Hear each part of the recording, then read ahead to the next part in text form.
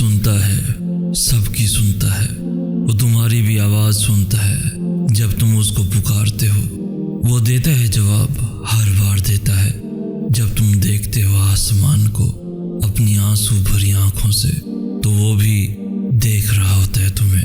تو صبر کر لو ان چیزوں پر جو تمہیں تکلیف دے رہی ہیں۔ یقیناً اس تکلیف سے تمہاری آنکھیں بھی نم ہوں گی، لیکن یقین جانو میرا اللہ انہی چیزوں کو تمہارا سکون کا ذریعہ بنا دے گا۔ ممکن ہے اس طرف کے بعد تمہارا مقدر خدا ہو۔ بتاؤ پھر ہے کوئی جو اسے پا کر بھی خالی ہاتھ رہا ہو؟ جب اداس ہوا کرو تو اللہ سے باتیں کر لیا کرو، بے شک وہی ہے جو دلوں سے اداسی کو ختم کرنے کی طاقت رکھتا ہے۔ سنا نہیں کہ معجزے صرف ان کے لیے ہوتے ہیں جن کے ایمان مضبوط ہوتے ہیں، وہ جو ہر آزمائش کے باوجود اللہ پر توکل کرنا نہیں چھوڑتے۔ وقت کبھی ایک سا نہیں رہتا۔ جو آج تم کھو چکے ہو وہ چیز بہترین ہو کر خود تمہارے پاس لوٹ آئے گی، اور معجزے تمہارے دروازے پر ایسے آئیں گے جیسے کوئی تکلیف کبھی تمہارے پاس آئی ہی نہ ہو۔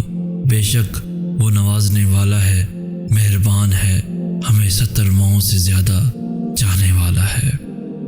اس لیے جب اداس ہوا کرو تو اللہ سے باتیں کر لیا کرو، بے شک وہی ہے جو دلوں سے اداسی کو ختم کرنے کی طاقت رکھتا ہے۔ آزمائش کے لیے چنے جانے والوں کی دعاؤں کو بھی اللہ نے قبولیت کے لیے چن رکھا ہوتا ہے۔ اللہ اگر تمہاری فریاد کو تمہاری زبان تک لا سکتا ہے تو اس فریاد کو تمہارا مقدر بھی بنا سکتا ہے۔ اللہ تمہیں جلد ہی اس طرف سے آزاد کر دے گا جس کی تکلیف تمہیں کہیں چین نہیں لینے دیتی۔ اگر اللہ نے تمہاری اس ہتھیلی کو خالی ہی رکھنا ہوتا تو وہ تمہیں کبھی بھی ان ہاتھوں کو جوڑ کر دعا مانگنا نہ سکھاتا۔ بس یقین رکھو اللہ پہ، وہ تمہیں ویران کنویں سے نکال کے ساری سلطنت کا بادشاہ بنا سکتا ہے۔ بتاؤ پھر ہے کوئی جو اس کے علاوہ تیری سنتا ہے؟ بس پھر یقین رکھو اللہ پہ، وہ تمہیں ویران کنویں سے نکال کے ساری سلطنت کا بادشاہ بنا سکتا ہے۔ یاد رکھو دعا سمندر کو 2 حصوں میں بانٹ سکتی ہے۔ دعا ناممکن کو تمہارے لیے ممکن بنا سکتی ہے۔ دعا چاند کو 2 ٹکڑوں میں تقسیم کر سکتی ہے۔ دعا جو چھن گیا ہے اسے پھر سے واپس لا سکتی ہے۔ دعا گرتے ہوئے کو تھام لیتی ہے۔ دعا بکھرتے ہوئے کو سنبھال لیتی ہے۔ جب اللہ کن کہتا ہے تو دنیا کی ساری طاقتیں فیکون کرنے کے لیے متحرک ہو جاتی ہیں۔ اللہ فرماتا ہے کہ جب کوئی دعا کرنے والا مجھے پکارتا ہے تو میں اس کی دعا قبول کرتا ہوں۔ یقین رکھو وہ ضرور کن کہے گا۔ دعا مانگ کر بھی ڈرتے رہو گے تو لگے گا کہ قبول ہونے پہ یقین ہی نہیں ہے۔ توکل کرو اور پھر دیکھو کہ اللہ تمہیں وہاں سے عطا کرے گا جہاں سے تمہیں عطا کے ذریعے نظر نہیں آتے۔ اللہ انتظار کے بعد نوازتا ہے، جیسے حضرت یعقوب علیہ السلام کو حضرت یوسف علیہ السلام۔ اور دعا تو اس چیز کو بھی تم تک کھینچ لاتی ہے جو تمہارے نصیب کا حصہ نہیں ہوتی۔ اگر آغاز میں آزمائش ہے تو انجام میں اس کا خوبصورت صلہ ہے۔ وہ تو پل میں نصیبوں کو بدل سکتا ہے اور لمحوں میں دلوں کو موڑ سکتا ہے۔ صبر، دعا اور توکل، بے شک ایڑیاں رگڑ کر ہی زمزم ملتا ہے۔ صبر کرو، دیکھنا اللہ اپنی مدد وہاں سے بھیجے گا جہاں سے تم ہمت ہار کر لوٹ آئے تھے۔ یہ تو اللہ کا وعدہ ہے کہ انجام آغاز سے کہیں زیادہ بہتر ہے۔ صبر کرنے کا صلہ اللہ تمہیں معجزوں کی صورت میں دیتا ہے۔ وہ تو پل میں نصیبوں کو بدل سکتا ہے اور لمحوں میں دلوں کو موڑ سکتا ہے۔ معجزوں کی راہ تو اللہ آخری سانس تک کھلی رکھتا ہے۔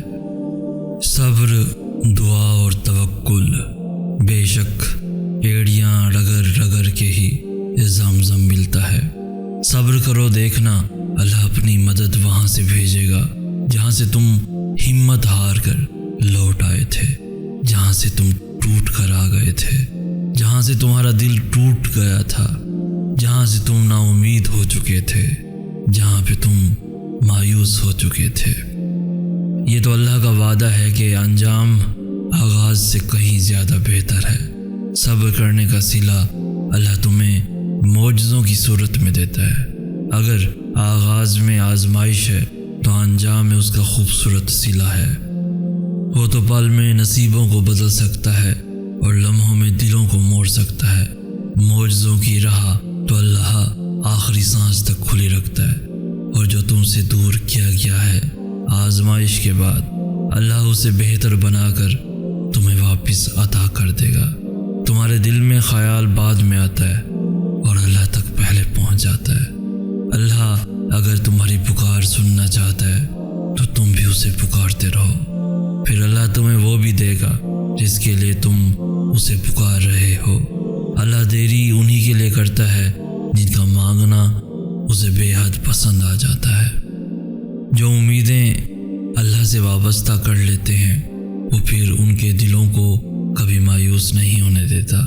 اللہ تک پہنچنے کا سفر وہی سے شروع ہوتا ہے جہاں تم سوچتے ہو کہ اب سبھی راستے بند ہو چکے ہیں۔